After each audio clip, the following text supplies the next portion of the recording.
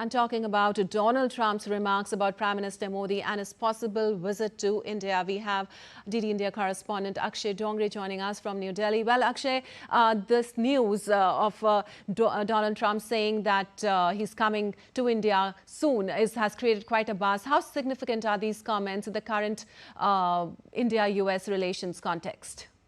Well, not that we are looking for validation for Donald Trump or his visit is going to make much of a, is going to impact India in a very big manner. That should be clear to the U.S. counterparts. But as an ally, as a country that respects its allies, as a country that respects the bilateral relations, India will be quite keen on welcoming Donald Trump, because he is, after all, the president of one of the closest ally of India when it comes to the Western countries, president of one of the biggest market, one of the biggest economy, as well as the oldest democracy, and we share values. So that is the point where US and India look eye to eye. They exchange their views, they exchange their ideas about how the global governance should be.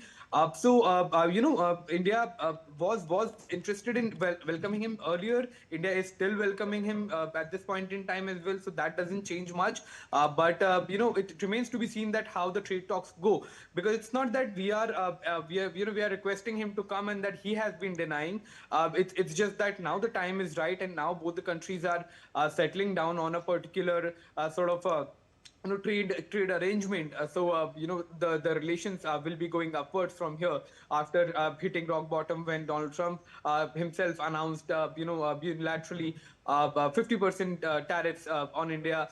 That was India had questioned on multiple forums, but now it seems that there is a realization in White House that India, as an ally in the Indo-Pacific, is indispensable. It's an ally that shares the values that U.S. democracy has. It shares the value of same ethos and ethics when it comes to freedom of trade, freedom of navigation, freedom of movement, and all of that. Yes, it's going to be great. Both the countries have a lot of potential when it comes to trade. India is the fastest growing major economy in the world. US is the largest economy in that sense. Both the countries have a lot of technologies to share, and technical know-hows to share in a various range of fields, including defense, tech. You have